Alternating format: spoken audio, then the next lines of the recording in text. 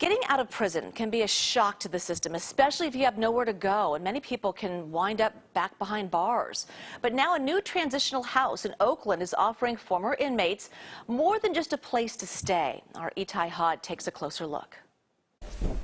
When Bernard King first arrived at a halfway house in East Oakland after living in a 6x10 cell for 15 years, he expected it would be an upgrade. But even in his wildest dreams, he couldn't have imagined anything like this. A bedroom with a bathroom and all mine? I was amazed.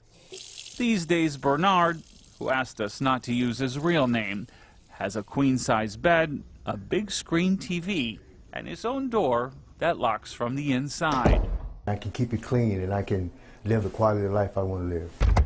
Bernard scored a coveted spot at a nonprofit called the Ahimsa Collective, a new form of reentry housing designed to make the transition from prison to life outside a little less daunting. Easy. Richard Cruz is its founder and co-executive director. The point is to give agency back, and that means like you get to make the decisions, you get to work out your problems, we will be here for you side by side to help in any way we can. Richard knows firsthand how hard it is to make a fresh start. After spending 30 years behind bars, in 2018 he was assigned to a reentry home in Hayward, a strict, no-nonsense facility with a long list of restrictions and conditions. No family allowed, curfew at 9 p.m. sharp, and a full schedule of mandatory classes whether he needed them or not.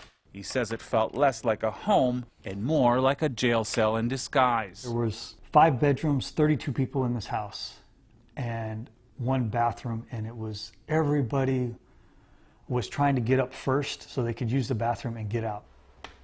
So in 2020, he came up with an idea, a new kind of reentry home with wraparound services, one that doesn't monitor people's every move.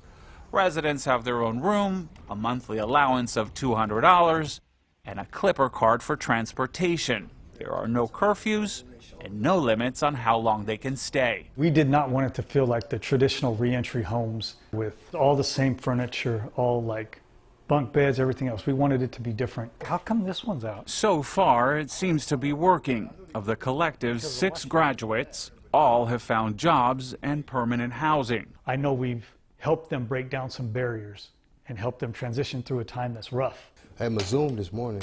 As for Bernard, he's now got a full-time job. He's hoping to move out on his own in the near future, but until then, there's no other place he'd rather be. This is home. This is like, it feels like home.